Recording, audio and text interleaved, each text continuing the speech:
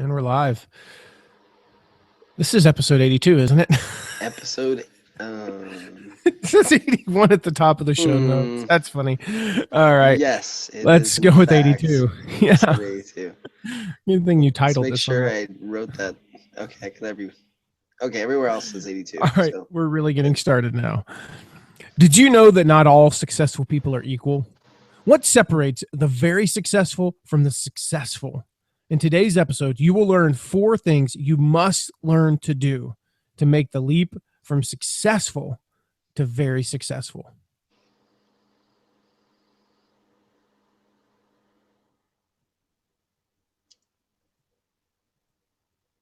Oh, we're going to use, so for those watching, Mark is going to do that a lot today. I'm going to be very helpful. And Mark has lost his voice, so we're going to insert a previous version of him saying, "Welcome to the World Changer Show" with Matt McWilliams, et cetera, et cetera. So let's get started. Mark, start off welcoming everyone to the show. Hey everyone, welcome back to the World Changer Show. You are listening to episode 82. And as always, you can find everything Matt and I talk about today on the show notes page at mattmcwilliams.com/082. So, Matt, before we get started, I do want to remind everyone that about the contest we did back in episode 81. You know, it was a chance for everyone to win a copy of Jason Koteki's book, Penguins Can't Fly, and 39 other rules that don't exist, as well as a $25 gift certificate from you to a place of their choosing. So if you haven't listened to episode 81, you can find the link to all of the details for the contest on the show notes page for today's episode, which is, again, mattmcwilliams.com/082. Mark, I think this would be a good time to point out that now you sound a little different. You sound a little different today, don't you? I do. Yeah. What's up with that? I sound a little Kermit the Froggish, I think. Yeah, I almost didn't say anything. You do sound different. What's going on? I don't sound like myself. I haven't had a voice all weekend. Did you hear that? That just like completely cut out. That was fantastic. Good timing there. So I assume that people are celebrating this reality, right? Probably. My wife was totally happy. So starting on Saturday, I had no voice and couldn't talk at all Saturday morning, and I've been cutting in and out ever since. So yeah, there's been some celebration. I text my wife, which was funny. I'm sitting across the room from her, and I'm texting her. I'm like, I have no voice. You couldn't be like John the Baptist and grab like a tablet and a stone. I did grab a tablet. It's called my iPad. Yeah. So I went through that recently, Mark, where my family and I, so my wife and daughter, Araceli, we took my nephew, one of my nephews, my nieces, and my brother-in-law. We went to Cedar Point, which for those in the Midwest know is the roller coaster capital of the world, and arguably it is the best place for roller coasters. And we literally rode roller coasters all day. Probably rode like 20 to 25 times. Rode a roller coaster, and so of course we're screaming. And for those of you who know, when you scream and you're like into the wind and it's dry air and you haven't drank anything in like 20 minutes or so, and then like I lost my voice, and so literally the next day I was trying to do a phone call with Ray Edwards of all people, and I had like a 10-minute coughing fit and couldn't talk. And I told him at the very beginning of the call, because he and I had only spoken a few times. I said, I don't know if you remember the last time we spoke, but I just thought I'd remind you, I am not an 80-year-old woman who's smoked her whole life. I just wanted to make that clear before we start this call. Just in case you weren't sure. Well, let's get into today's topic. So I apologize. All of that is long for saying I apologize for any raspiness or sudden cutting out of my voice. Yeah. So do the audio people a favor. This is a note for us. You can edit this out of the audio, but do the audio people a favor and turn your mic off if you're going to cough. Yes, I've been doing I'm that. delegating that. Yes. Well, thank you. That's very nice of you. Yes. Okay. So Matt, I think we ought to give a shout out to begin with to some of the folks who've given us a rating review on iTunes. I looked the other day, and I don't know if you realize this, Matt, but we're over 400 reviews now. 400. Wow. That is a lot. That's incredible. It's amazing. So congratulations to you. But I'll go ahead and as I've jumped in here right at the end, I'll take credit for that as well. But yeah, so we have a few reviews to read today. I don't know if you want to read those like you usually do, Matt. Yeah, I'll give a shout out. We have looks like 6 people who left a rating and review. Recently, we have Travis Peters and M Dix1. If the last name is Dix, D-I-X, that's actually my mother's maiden name. Now you all know how to get into my bank account. So that's my mother's family name there. Mark Shapiro, thank you. And Trudge the Road Radio, thank you very much. Dr. J.H. and Angela B30. B30 is actually my father's maiden name. And now you know how to get into his other bank account. Yeah, there you go. My father's maiden name. How does my grandmother's maiden name is B30. Yeah. But yeah, I just want to give a particular shout out to Travis Peters, who says, I appreciate Matt's openness. He basically says, look, here's who I was. Now here's who I have become. And that's so true. That's what every episode is about. Inspiring to think that no matter what your background is, God has a plan and purpose for your life. It's a topic I speak about often on the Faith Life Monday podcast as well. So I'm very glad to have found your show. Keep it up, man. I absolutely will, Travis. That is what we talk about so often on this is the show is like, hey, here's the mistakes I made. Here's what I learned from them. Here's what you can learn from them. And now here's an action plan. Here's something that you can do with that information. The other version, and I'll give a shout out to my friend Amber Hurdle when we were working on kind of formatting the show in my blog, like what's a theme? It's here's how I sucked. Here's why I don't suck anymore. And here's what you can take away from that. And that's kind of the general version of the show. So thank you, Travis. And thank you to all of you who recently left ratings and reviews. Thank you to 400 plus people, which is blows me away. I think it's crazy. To have 400 plus people to take the time to leave a rating review is very humbling. So thank you. It's very cool. Very cool. Congratulations, man. Thank you. So today's topic, let's jump right in. At the top of the show, Matt, you said not all successful people are equal. So my question is, what did you mean by that? I mean, a lot of people would say that there's successful people and there's unsuccessful people.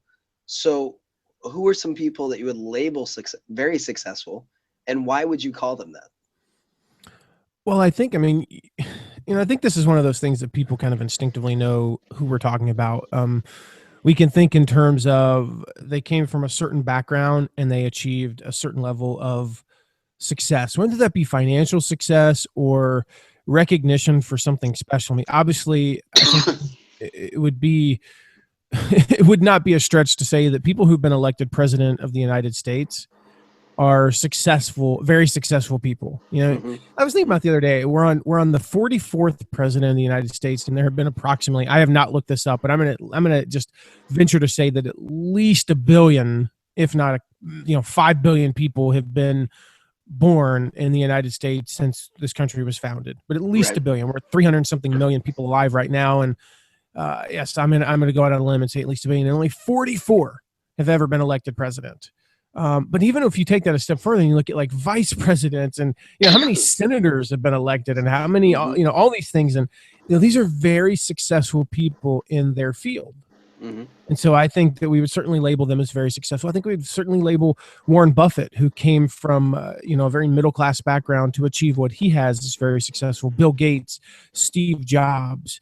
But I also, would take that a step further and say that, Mother Teresa was very successful in that she fulfilled everything that she was supposed to fulfill and exceeded the impact that she probably ever thought she could have when she was 5 or 10 or 15, maybe even 20 years old, and that people around her thought that she was able to have. And that, to me, that's what defines very successful, is that you fulfill everything that you were called to fulfill, or at least, the maximum level.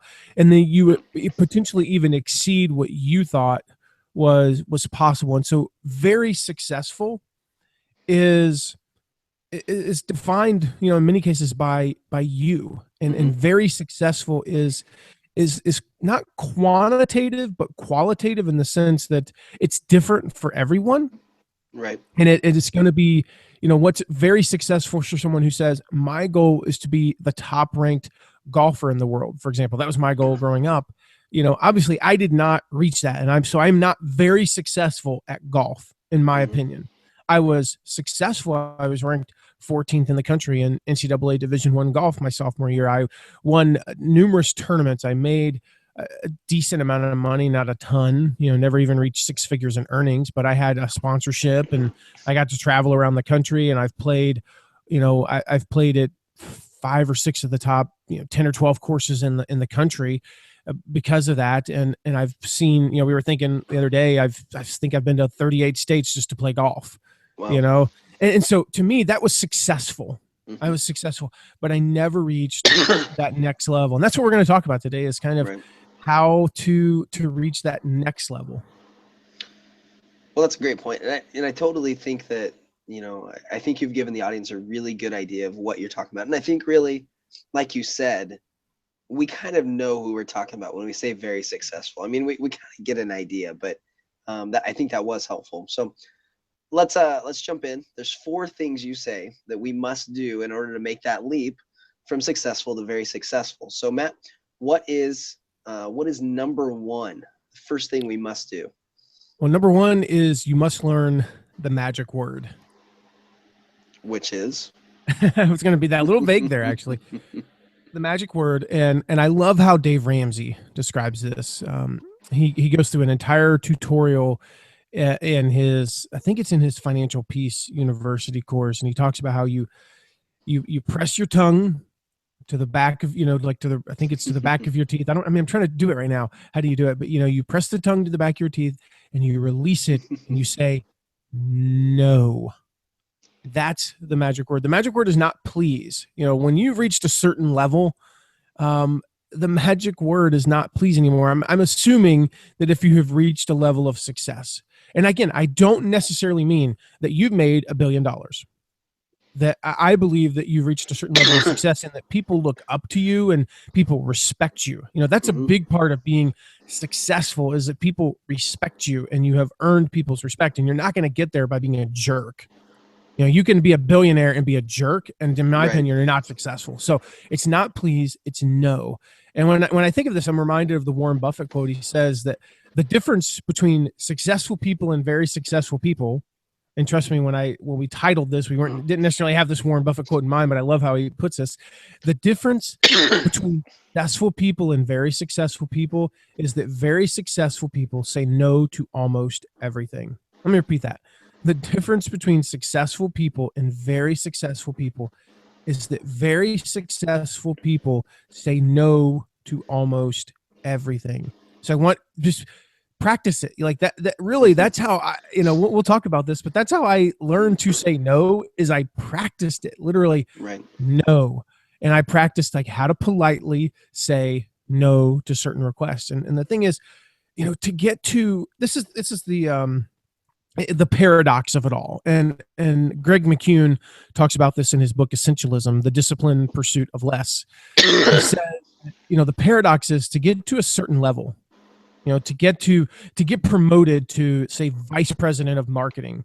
When I worked at a company before, I got promoted to CMO, Chief Marketing Officer. And one of the ways I got there was saying yes to a lot of stuff. I became the jack of all trades to get to CMO. I was really good at managing affiliate relationships. I was really good at Facebook ads. I was pretty good at other social media marketing. I was pretty good at email marketing. I was pretty good at Google. I was pretty good at SEO, search engine optimization.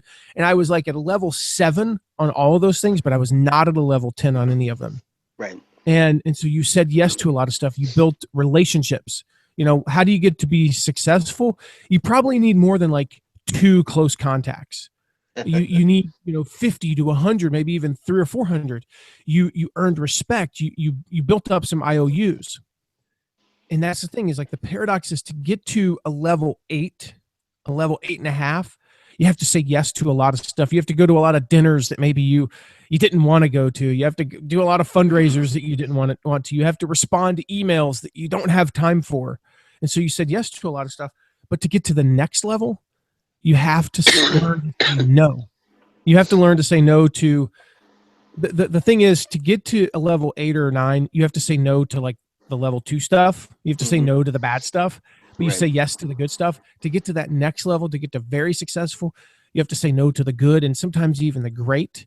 You have to say no to stuff that you like. You have to say no to stuff that you're good at. You know, we talked about this in the delegation episode 80, how, you know, next level delegation is when you delegate stuff that you're actually good at and even enjoy. You know, easy delegation is, I hate doing that and I'm terrible at it. It's easy for me to delegate Right. spreadsheet. Easy for Right. me to hire a CPA and say, do my taxes. It Mhm. is very difficult for me to delegate the show prep for this podcast because I actually am good at it. Right. There's nobody better. No offense to you, Mark. You won't. I know you won't take offense to this. There's nobody better at preparing my podcast than me. Right. You know, but I delegate it because I know that you'll do a great job, and then it frees me up to do stuff that, yes, you know, is on that next level. Yes, I'm still only just as good at it or enjoy it just as much, but it's that next level stuff. And so, you know, you do this so that you can say yes to the amazing stuff. You say Right. no to even the good and sometimes the great. You eliminate things that clearly waste your time. You eliminate things that have actually worked on some level, like me doing the podcast. You know, clearly the overwhelming majority of those 400 ratings and reviews came before you came on 3 episodes ago or 2 Right. episodes ago. And so this has worked. Doing this solo or just me with interviews has worked, but we eliminated some of that so that you could do that. And saying no even to opportunities that appear great in order to stay focused on your mission. And so that might mean, just as an example, you know, when I started my business, when I got first started in this business, my fourth business, Mhm. when I got started in it, the ironic thing was when I left the corporate world, you know, the working for somebody else and started this business, I started getting job offers all over the place. For about a year and a half, I got job offers all the time. And I always said the phrase, I'm always open to talking. I'm always Mhm. open to, you know, to seeing what's out there.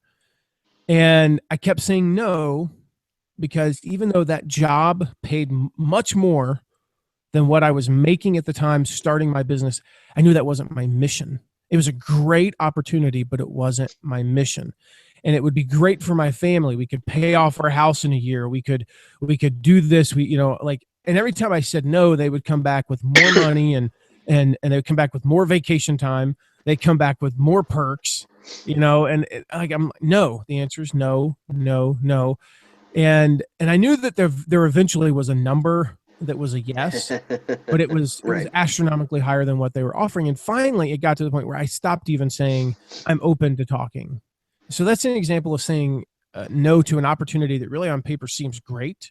You know, hey, we'd like to pay you 5 times more money than you've ever made in your life with 6 weeks vacation, full benefits, and we'll name the office puppy after you. You know, I mean, there are a lot of perks to these things, but I still said no. And the thing is, it takes courage to say no. This is the key to number one. The number one thing you have to do to go from just, you know, merely successful to very successful is to have the courage to say no.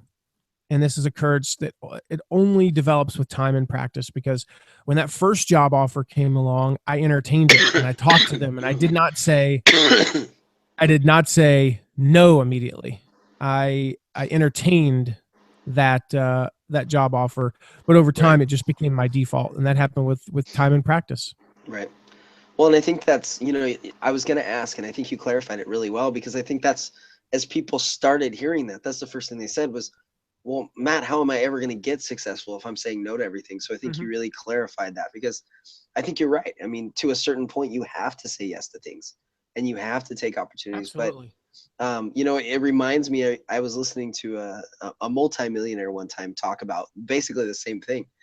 And he said that you know, you have to say no to these great opportunities. And I really loved what he said, because he said, if you think it's hard to say no now, and he's talking to people that aren't very successful yet, he said, just wait until you get to my level. And the things you're saying no to are, you know, invitations to go to world-class golf courses, invitations to meet, you know, celebrities and VIPs. And his point was, you know, to be very successful, you have to be very clear about what you want, because no matter what level you get to, there's always going to be another great opportunity.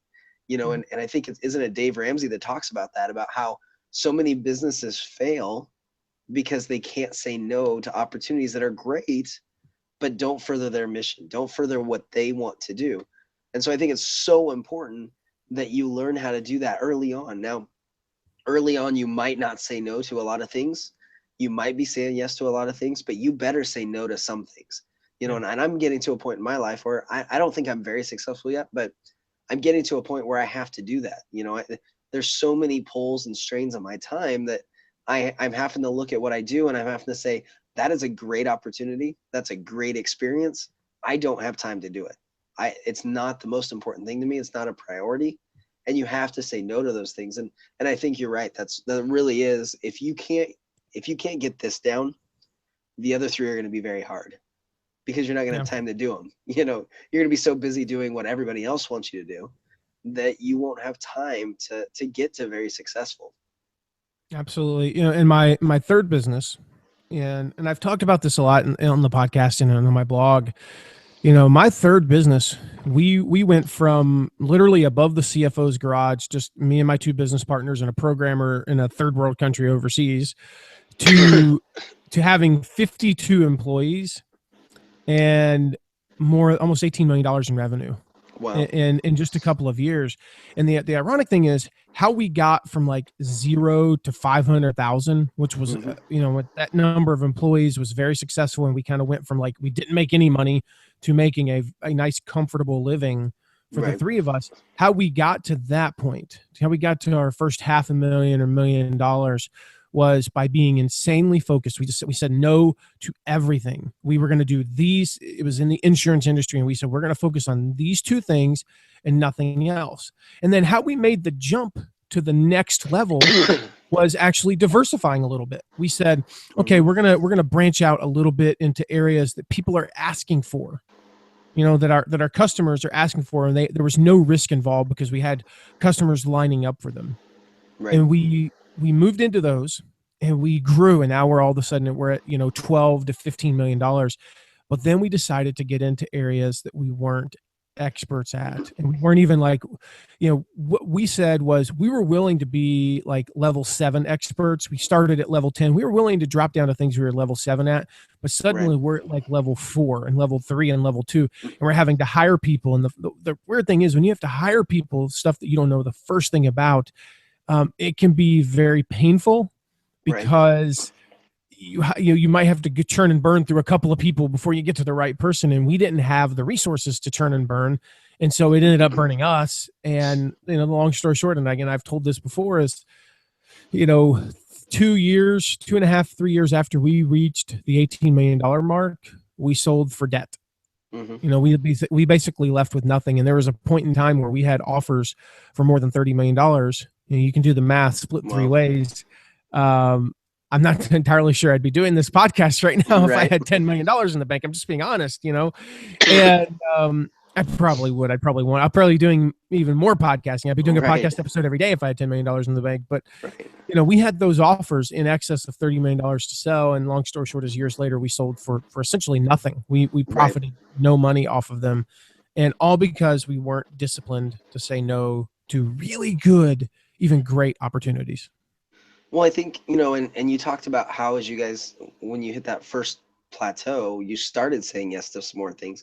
But I think the key is that, if I'm hearing you right, you were deliberate in the things you said yes to. It wasn't somebody offering something. It was, okay, these are things that we have heard that people want, and we're going to choose to do those things.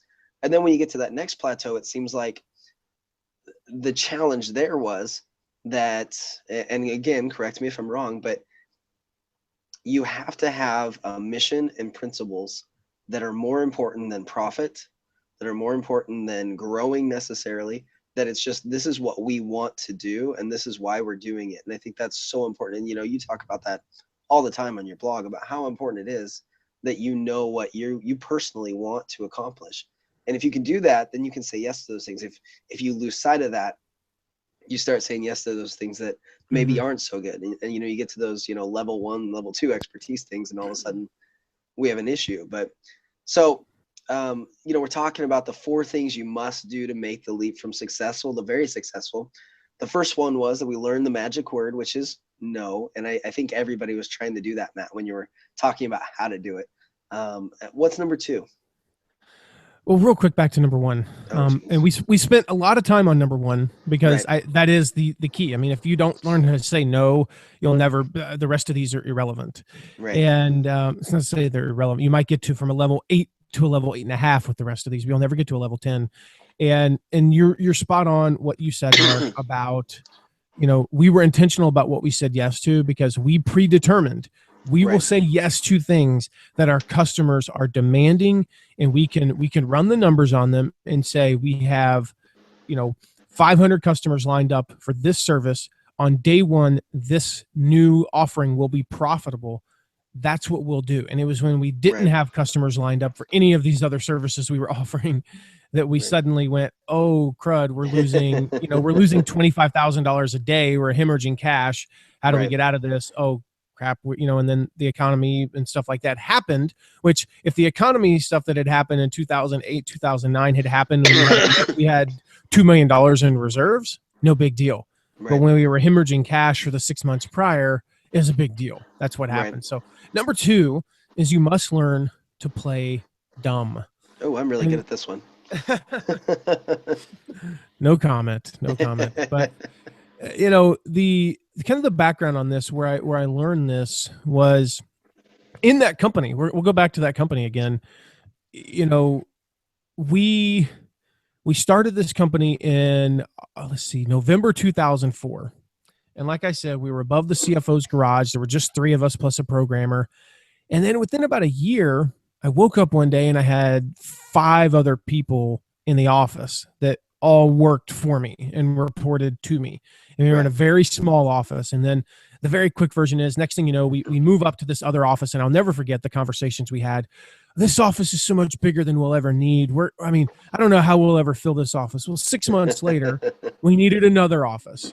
And the ironic thing that kept happening in this office building we're at is other businesses kept going out of business, and we kept being able to expand our office until we literally had like almost the entire top floor. Nice. And, we had people spread out, and I'll never forget that awkward feeling the day, the first 35 people that we hired, I was involved in the hiring process.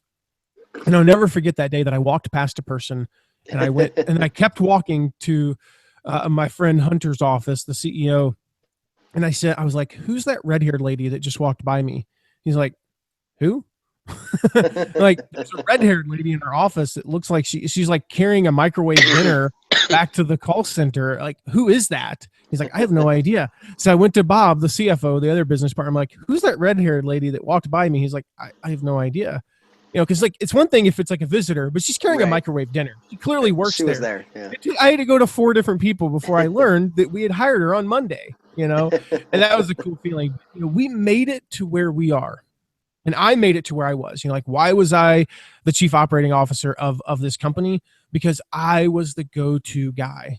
And it's just like saying no or saying yes to things. You make it to a level 8 because you say yes to a lot of stuff. Well, you make it to a level 8 by being the go-to guy or gal. You're the one with the answers. And so you make it to a certain level because you're the smartest one in the room. And when you're in a room full of 4 people, it's really easy. You got a 25% chance of being the smartest person in the room. And that's not a bad thing early on. And you're the go-to person, and everybody looks to you. When there's a problem, they look to you. And so that perception of me as the go-to person, it earned me a leadership role in that business. And that was the reason why within 2 years, I had the corner office. Isn't that what everybody aspires to, is the corner office? Mm-hmm. And I had the corner office, which had big windows and a great view of a parking lot. And it was the best view it was the second best view in the building. Right. I had a tree outside my office. It was beautiful for 6 weeks out of the year. And, I had this big fancy office. I had everything I could have ever dreamed of in my office. And I had 15 direct reports and another 15 that were reporting to them.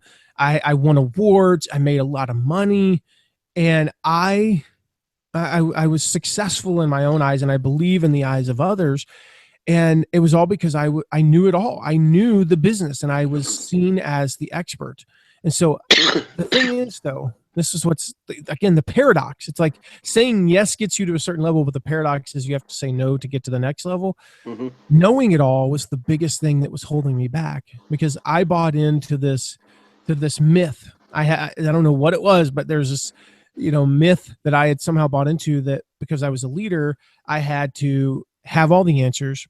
And when there was a problem, I had to be the one to solve it. Mm-hmm. And so what that meant was that anytime there was a problem in the business, the first person they came to was Matt.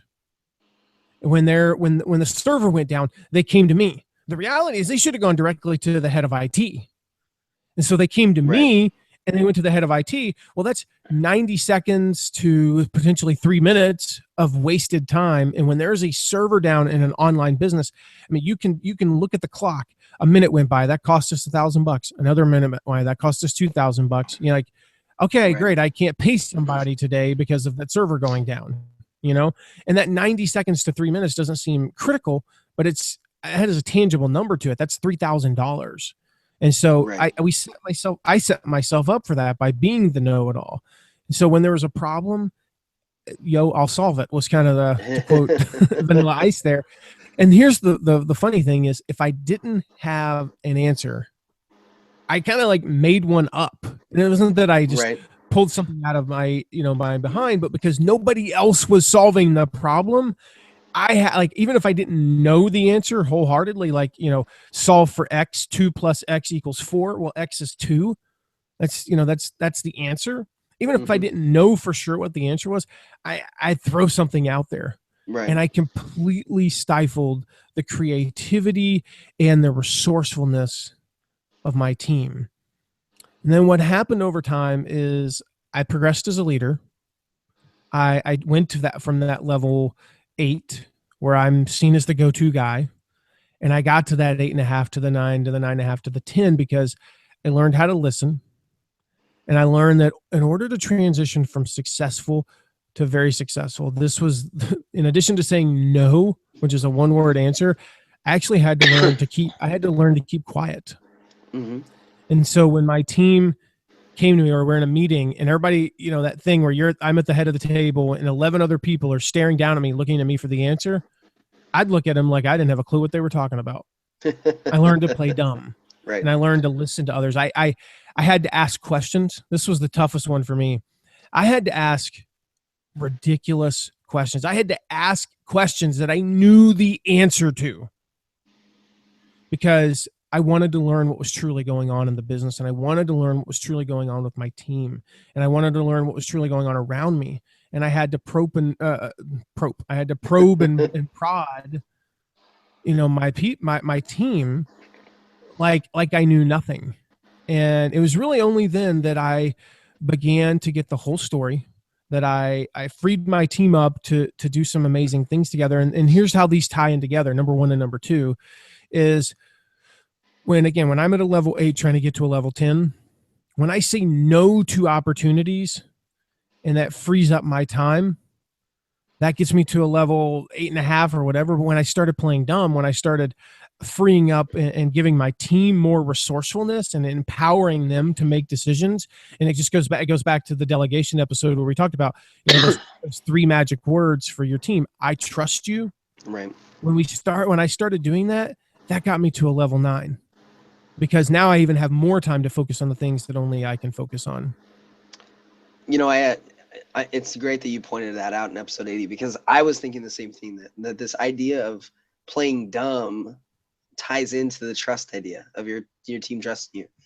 And one of the things I found is that, as a leader, when you're in a room and you're having a conversation about something, the minute that you open your mouth and say something, you just shut off 75% of the ideas, because most of the people on your team are not going to argue with you.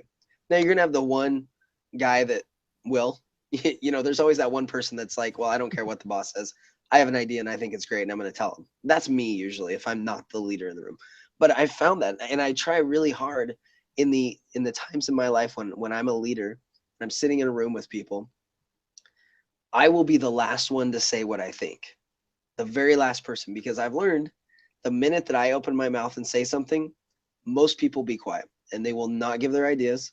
They will not say anything that might be a great idea. It might be a better idea than I have, but because you're viewed as the leader, they believe that it's their responsibility at that point to say, yep, that's a great idea, Mark.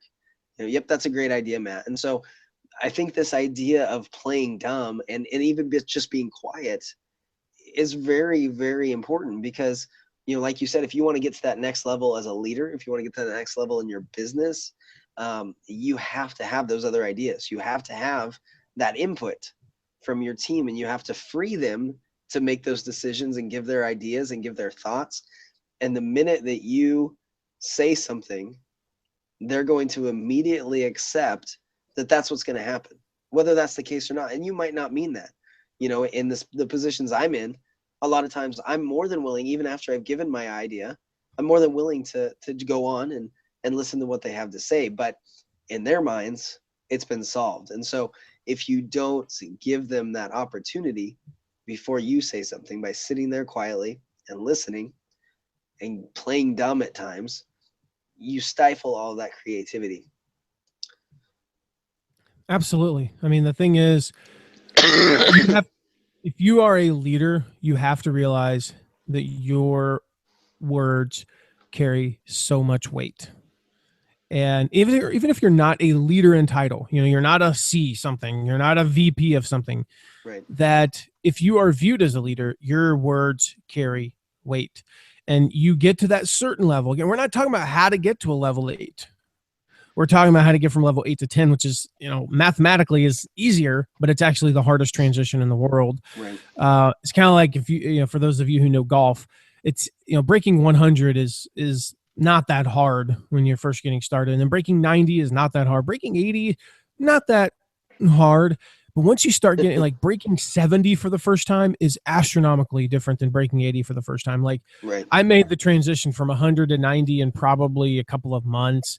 I made the transition from 90 to 80 in probably 4 months. I made the transition from 80 to 70 was probably more than a year.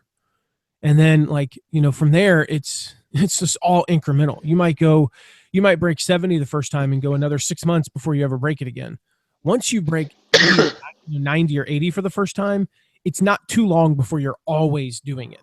Right. Once you break 90 for the first time, when you reach a certain level, you very rarely regress and don't break 90 again. Right. And it's the same way in whether it's leadership or whatever we're talking about, being from successful to very successful. It's like once you reach a level 8, you usually don't regress. It's not always true, but you usually don't regress. But it's very hard to get from an 8 to a 9 to a 10. And yeah, playing dumb and listening before you speak and not always having all the answers. And like I said, even for me, the hardest thing, which was asking questions I already knew the answer to, or listening to ideas that I knew were never going to work, and that they really were, they were bad ideas, but listening to them and giving that person the ability to speak about it. Just because if I give him the floor for 3 minutes and I quote unquote waste 3 minutes of my life, and that frees him up in the future to have a good idea, it was worth that 3 minutes of my life. Right. Well, I think you're exactly right. And I think those are, I really appreciate that idea of incremental change, because that's really what we're talking about. I mean, it's way harder to get from successful to very successful than it is to successful. So you have to learn to say no. You have to learn to play dumb. And now the third thing, the number 3 thing you must do to go from successful to very successful, Matt, is? You must learn to play and rest. Again, to get to a level 8, you have to work hard. To get to that point where we were making, we had an $18 million business and 52 employees. We got there because I worked 6 days a week, and most of us worked 6 days a week, 10 plus hours a day, many times 14, 15, 18 hours a day.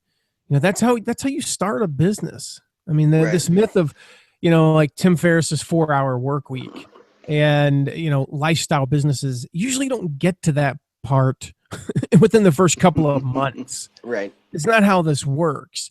And, even Pat Flynn, the Smart Passive Income podcast, it says you work hard now so that you can sit back and reap the rewards later. Right. Well, most people are like, they want to skip to the sit back and reap the rewards later part. No. There's a work hard part.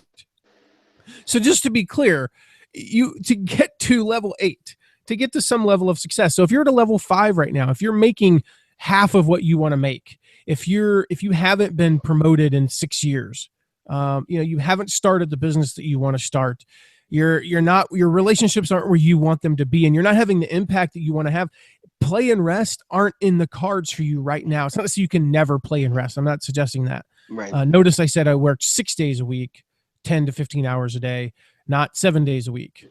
Right. Figured if that was good enough for the creator, it was good enough for me. But you have to learn to play and rest to get from level 8 to level 10 or level 9 to level 10. And many of us, we've heard of the 10,000 hour rule. The book Outliers by Malcolm Gladwell. I highly recommend the book, by the way. And he talks about this 10,000 hour rule. And he says that, in order to achieve mastery at some level, in order to get to a certain point, you have to practice and perform it for 10,000 hours. And so what we hear in that is we have to spend the time. What's the best way to get in your 10,000 hours? Mm-hmm. Well, spend the time. How do you get to 10,000 hours? You do the math. If you spend 5 hours a day, well, that's, correct me if I'm wrong, but that's 2,000 days. That's like 6-7 years, that's a lot of time to get to mastery. So if you want to learn to play the violin, you have to work at it. You have to spend 5 hours a day for 2,000 days. And the best way to get in more practice, well, many people think the best way to get in more practice is, well, I'm going to spend less time sleeping. I'm going to spend less time playing. I'm going to spend less time relaxing. I'm going to spend less time rejuvenating. And that's wrong. Mm-hmm. And so where I get that from is if you go back to that 10,000 hour study. So this is where Gladwell gets the 10,000 hour rule. And so many people, they see the 10,000 hour rule, and they, it comes from a study done by K. Anders Ericsson, who did a study of the violin. He did a study of violinists who were just, they were world-class violinists.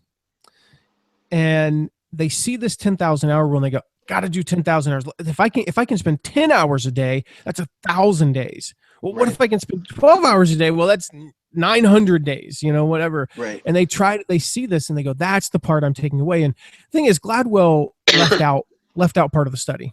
And he didn't do it intentionally. I don't believe he said, I'm going to only quote this one part of the study and not leave out this other important part. But the part that he left out, because it wasn't necessary to the message, is that in addition to practicing more, the second most important factor that high achieving violinists had, the second most important factor to their success, and these are very successful level 10 violinists, was sleep. So we hear, well, you should get 8 hours of sleep a day. And well, I'm fine with 7. And I think the American average is like 6.6 or something like that. It's definitely in the high 6s. But we hear that and we go, 6.5, 7. Well, I can get by on 5. The best, most successful level 10 violinists average almost 9 hours of sleep per day, 8.6 to be exact. Now think about that. We're like, wow. Well, if I can get 7, my life will be pretty good. I'll feel rested. And they're doing 8.6. They're in deep sleep for more hours than we're in just any type of sleep. And that's what the highest achieving people do. Ray Lewis, used to be a linebacker or defense. I think he was a linebacker. Arguably one of the 10 or 15 greatest defensive players in the history of professional football. And he was famous for sleeping. He slept 10 hours a day. If you look at some of the highest achieving athletes and businessmen and other very successful people, you'll see outliers. Speaking of outliers, you'll see outliers that say, I only sleep 5 hours a day. I only sleep 4.5. I sleep 6. But then when you start really looking at them as a whole, you start noticing a lot of 8+, 9, 10, even 11 hours of sleep per day. And I always think, what do you want your brain surgeon? If you're having brain surgery, heart surgery, whatever, any type of surgery, I don't care if it's toe surgery. Do you want a doctor who slept 4 hours, or do you want one that just came off like a week's vacation? Right. Preferably not drinking a lot during that vacation, but you get the point. You want the guy who's rested. The reality is sleep is critical to performance. And to go from successful to very successful, you have to view sleep as a tool. It's something that you use. You don't need more time. You don't need, to be able to, you don't need to accelerate your 10,000 hours. Again, we're talking about people who are kind of close to that 10,000 hours mark already. Right. You want to start your business, you're running your business and it's been in business for a couple of years and you want to get to very successful. You're close to mastery already because of the hours you put in. Mm-hmm. You have to view sleep as a tool that you can use. Well, and I think, that's so important. And I realize, I think about the fact that in my life, those times that I'm like, oh, I got to get this done. There becomes a point, at least for me, and I think everybody's the same, where you are so tired that it's diminishing returns. I mean, there's more mistakes, there's more problems, there's more frustration, and you would have been better to just shut it down and say, I'm coming back tomorrow. I need to sleep. I need to rest. And then I'll be able to do whatever it is the task you're doing. Stephen R. Covey talks about this in The 7 Habits of Highly Effective People. He talks about what he calls the PPC balance, or the production capability balance. And he describes this by saying, if we have, Aesop's fable of the goose and the golden egg, the goose is the production capability. That's what produces those eggs. And the egg is the production. And, we know the fable. The farmer finally says, well, I'll just kill the goose and I'll get them all right now. And I think so many times that's what we're doing to ourselves is we kill the goose. We think, well, if 5 hours a day will get me to 10,000 this quickly, then 10 will get me there even quicker, like you said, and 12 will get me there even quicker. But the problem is, just like a machine or a car, if you don't take the time to maintain that machine, your capability drops, and if it's a car, your gas mileage goes down and it doesn't run as well. And sooner or later it breaks down and then you're not getting anywhere. And that's what happens with our bodies and with what we do. If we're not resting, sooner or later you're going to break down. I mean, if you decide not to rest, there's some point where your body's going to say, I'm forcing you to rest because now you're sick, or now you're in the hospital, or now you have a relationship that was completely destroyed because you didn't focus on it. And so it's so important that you take this time to do the maintenance and do the tune-ups, which would be sleeping, taking the opportunity to sleep. I mean, the same is true. It's like exercise. If you want to grow your muscles, if you want to have bigger muscles, if you're going to be a bodybuilder, for example, and I'm not suggesting that anybody listening to this wants to be a bodybuilder per se, but if you do want to be stronger, you would say, oh, well, what if I do, instead of 10 sets of bicep curls, I do 30 sets, and what if I just continually add weight and I do 30 sets with heavier weights?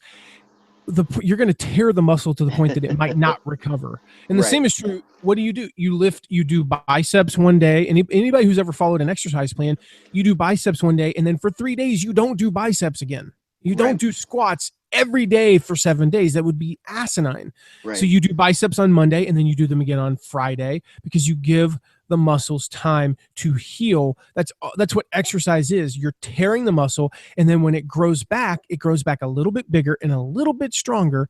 And then once it's fully recovered, 4 days later, you do it again, you tear it again, and it grows back a little bit bigger and a little bit stronger. If you did 30 sets of bicep curls every day, your arms wouldn't grow at all. Actually, they would be so exhausted to the point where within even just a few days, you're going to injure yourself. You're going to have massive injury, and you have to give it that rest. So the sleep is certainly important. The other part of this is play. It really seems like in today's culture, we're at in 2015 when this is being recorded. For all of those listening way in the future of 2016, right. In 2015, it just seems like play is dead.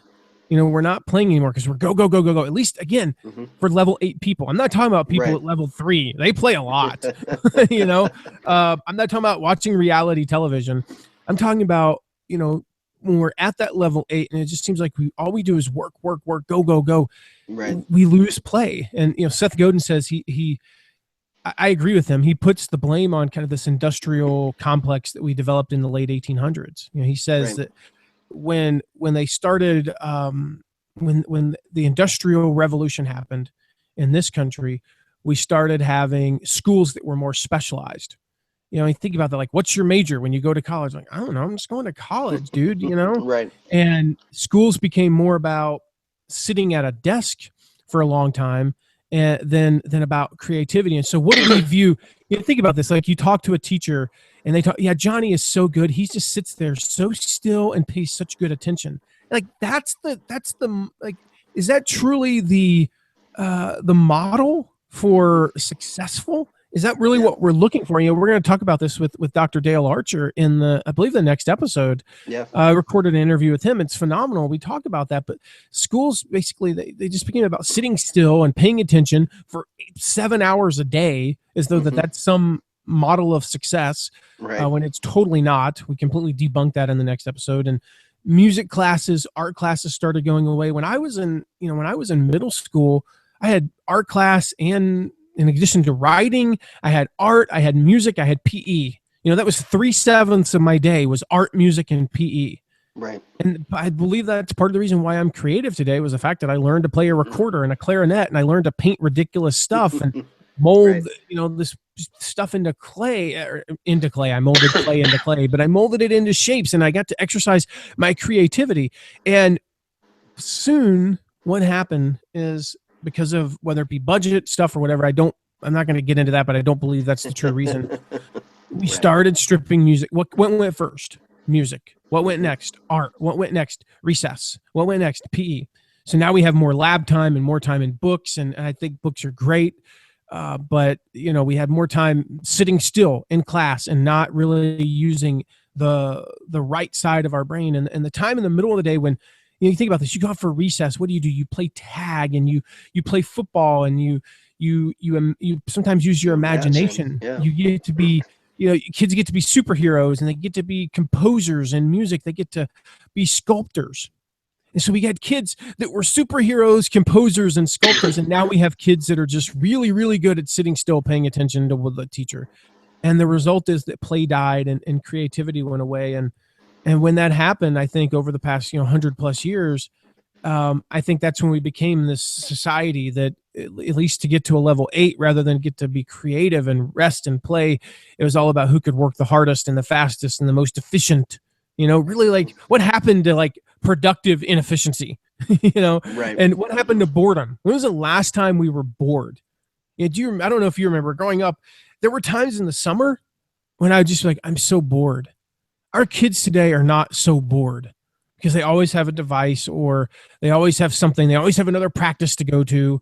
And, you know, they always get shepherded around in their minivans. Like, that's so stereotypical. Right. And we lose that, like, boredom. Like, when the power goes out, what do? You turn on all the lights and you gather as a family, and you do things that you never do when the lights are on. You play ridiculous games, and because you have fun together as a family, and all of that's gone away.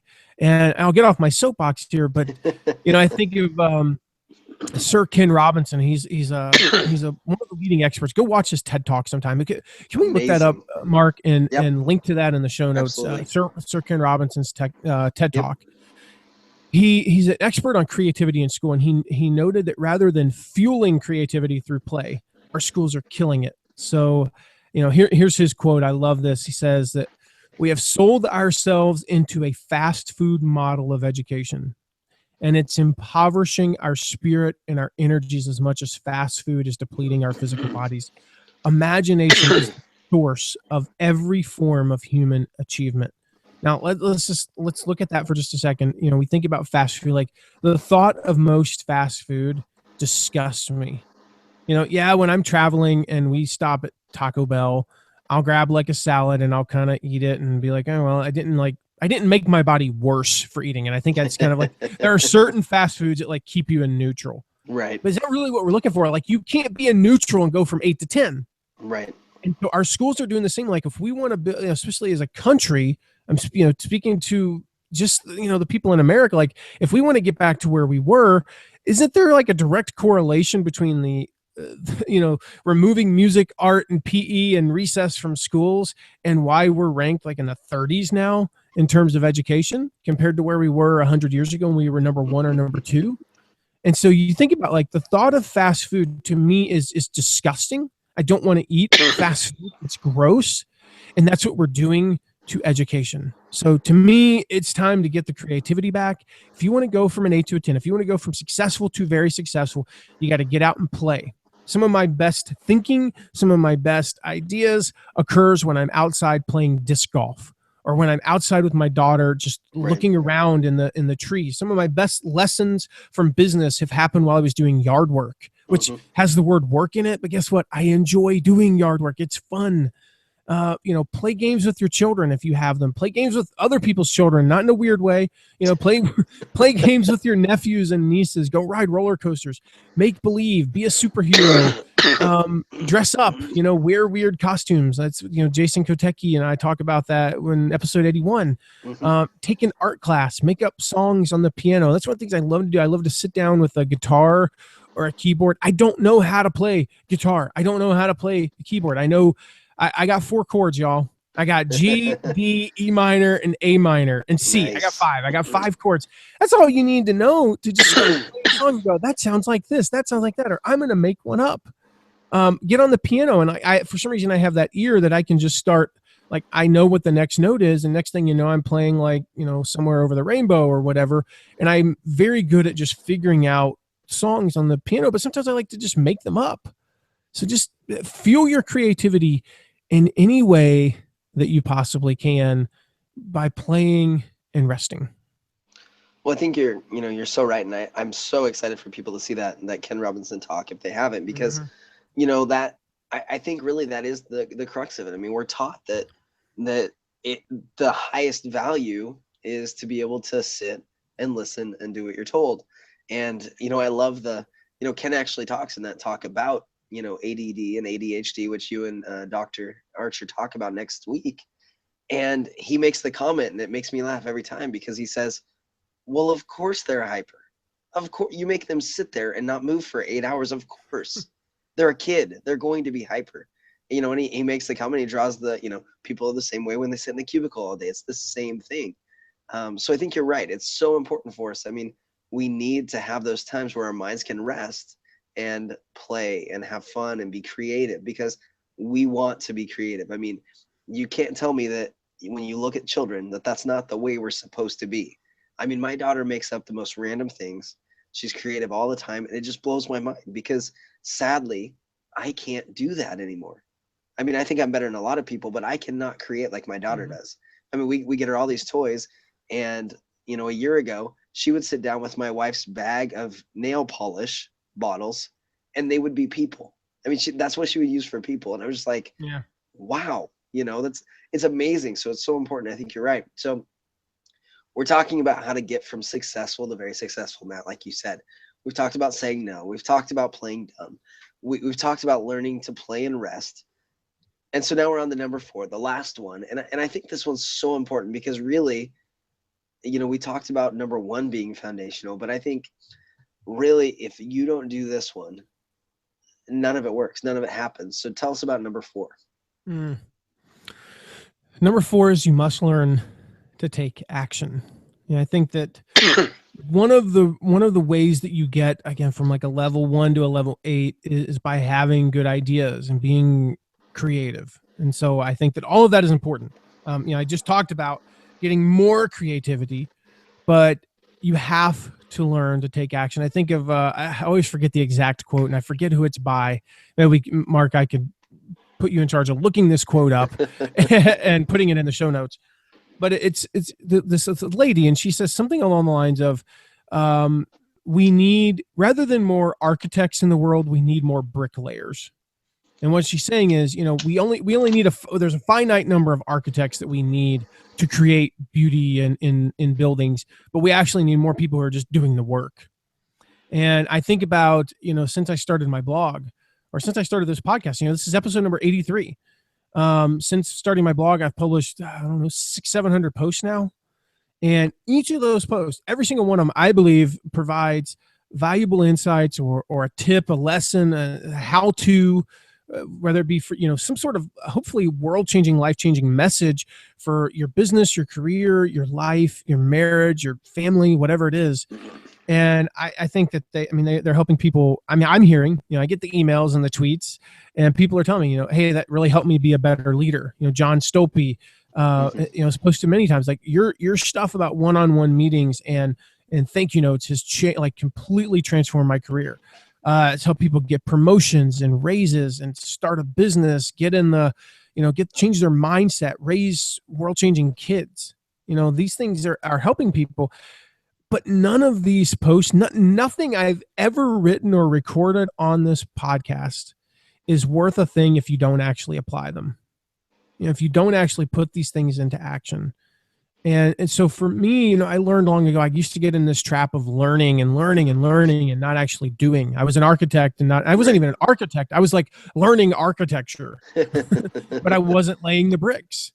And there are times where that's important. Don't get me wrong. I said earlier, reading is important and exercise is important, but there are times where we just have to do. Like we can be creative, and then sometimes we just have to do the work, as Stephen Pressfield would say. Mm-hmm. And so for me, I think I call it the 2/3 rule because I don't just what I came up with. But to go from 8 to 10, to go from good to great, you have to apply this rule, which is to spend 1/3 of your time learning and the other 2/3 doing. And what I mean by that is that there are a finite number of new ideas that you can introduce to your mind before your mind starts going a little bit crazy if you're not actually putting those out into the world. You think about how much time can somebody who's at a level 8 in the music industry spend learning about music theory and not actually just produce music. Let's just say that maybe you're an artist who sold 100,000 records, which, puts you in the top 0.5% of 0.5%. Maybe you haven't even sold that. Maybe you sold 10,000 or 15,000. Mm-hmm. Do you want to go learn how to do more, or is the secret just to putting out the more music, and just doing? I think it's both, but I think you have to spend more time actually in the studio producing music and working on your craft than you can learning about it. How much time do writers spend learning about their writing? And that's important. But you actually have to sit down or stand up, as I do in my case, and write the stuff. You actually have to do the work, and that's important. This is that last thing that gets you from a 9 to a 10, 9.5 to a 10 is actually really being intentional about how much time you spend doing the work versus learning how to do the work, so to speak. Right. Well, and Matt, I know you would probably say it. There's times you weren't, but to me, I mean, you're a master at this. We've had so many conversations, probably, well, more than I care to admit over the last few years where we've had that same conversation, and you just flat out told me that. I mean, I'm totally right there. And there's been tons of times that, I'm like, okay, well, I got to learn how to do this, and I got to get a little better at this, and I got to try this. And, you're always the one to me that has said, dude, just go do it. Seriously, figure it out as you're going along. Just take action, and it's not sexy. It's not exciting. It's not, it's not gonna, well, maybe it would, I don't know. It might sell books, but it's not going to be the new thing that everybody's like, oh my goodness, that's what I have to do to become successful or very successful. But it's true. Mm-hmm. I mean, it really is true.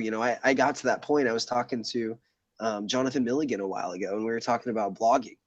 And, he is, in his book, he talks about how, bloggers are famous at sitting down and all of a sudden an hour and a half's gone by and you have done nothing because you're like, oh, I got to fix my theme and I've got to find the right picture and I've got to do this. And then let me check my stats while I'm at it. And you don't do anything. You don't take action. And I told Jonathan, I said, after my conversation with you, I realized I just need to write the post. Yeah. I just need to take action and just do it.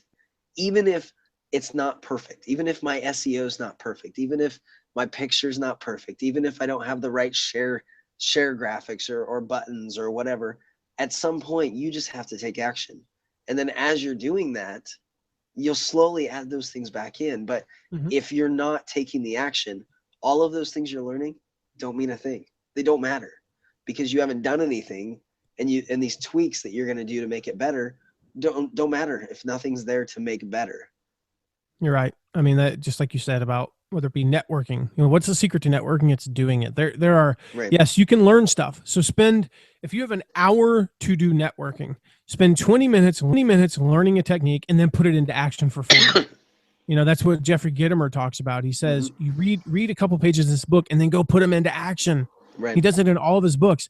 The key to networking is TIME. It's time. It's sitting down and writing 10 emails. Like, how do you build 10 good relationships? Well, you start by sending 10 good emails, or making 10 good phone calls, sending 10 good handwritten notes, sending 10 good tweets, whatever it is. That's how you start 10 good relationships. And eventually, as you know, 5 of those will pan out and 5 of them won't. But if you sit, I can guarantee you, like, you could read an entire book on networking and you're not a better networker as a result of reading that. You have to put it in action. And my belief is the sooner you put it in action, the better, because I do believe you can lose skills that you read or learn if you're not putting them into practice. So the key is, whatever you want to be great at, stop learning about it. I think we're in this, this learning culture, and it's in a bad way. And, this is somebody who's putting out a podcast and producing content that I want you to learn. But most importantly, I want you to put it into action. If you read my stuff and listen to this stuff and don't put it into action, there's no point to it. If you listen to what we just talked about to get more rest and to get more play, and you go, yeah, that's great, and you're not sleeping more this week, and you're not making time, putting on your calendar 20 minutes, 30 minutes a day to do something artistic and creative, whether it be to go for a nature walk or to go, my daughter and I will go down and just paint, and I just paint scenes. And here's what I've noticed. I'm a better painter today than I was a year ago, just because I've been doing it, and my creativity is burgeoning as a result. And if you don't listen to this and put on your calendar creative time and get more sleep and get more rest, you don't start playing dumb and saying no more, this entire podcast was a waste of my time and your time, and not just yours, Mark. I'm saying I'm speaking directly to listeners right now. If you don't take what you've learned today and put it into action, this entire time was wasted.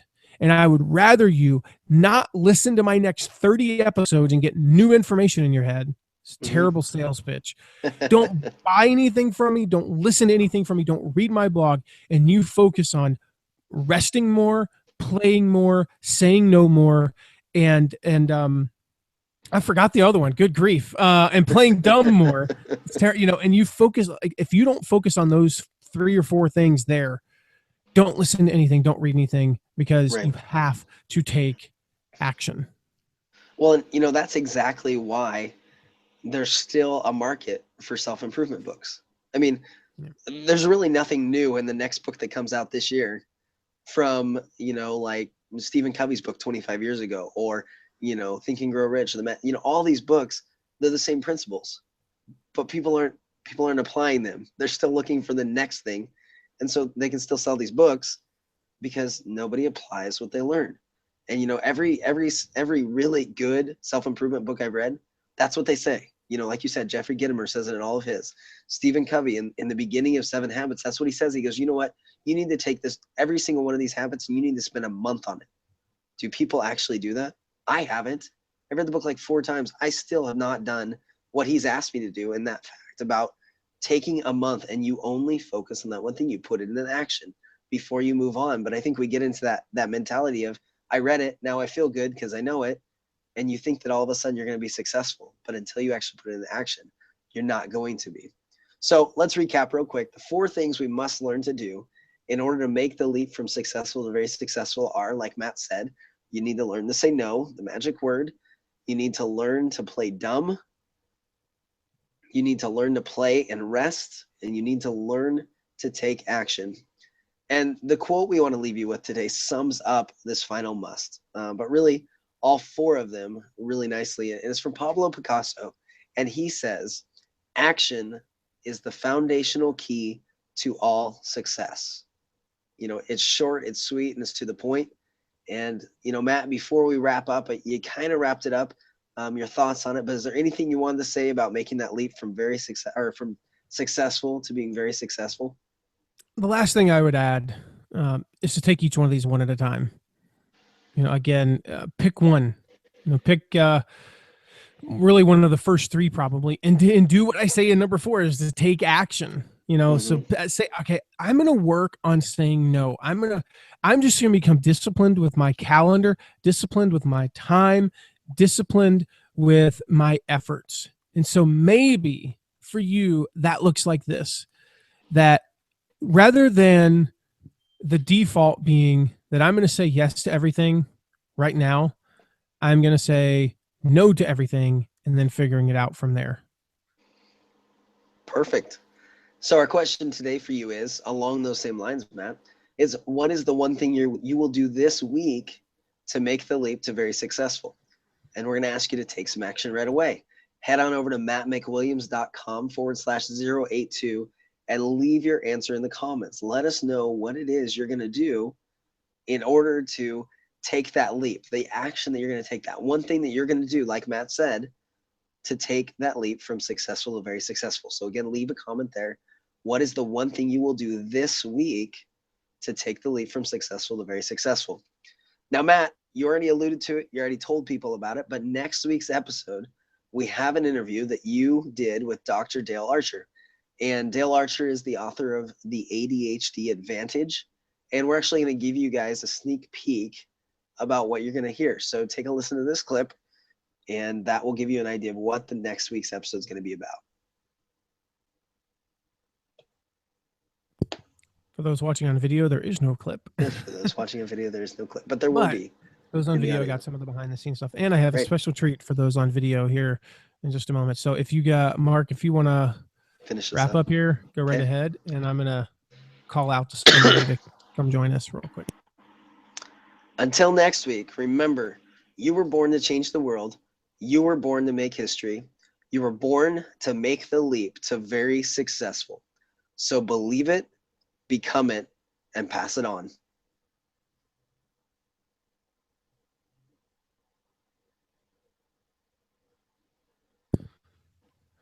So maybe we don't have a special guest joining us here. I was trying to get Araceli to join us on the very end of the video here. That would have been awesome.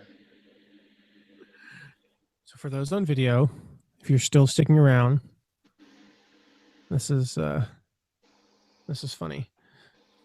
Nope, she's probably not joining us, guys. So sorry. Man, way to build it up and then let us down.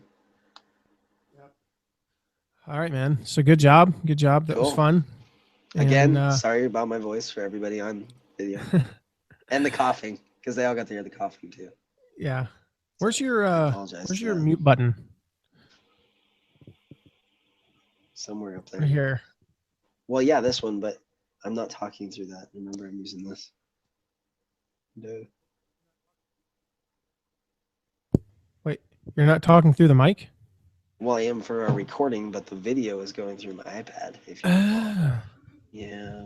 All right. So for those who are still here, here's my daughter Araceli. You want to say hi? Hi. Say hi, everyone. Hi, everyone.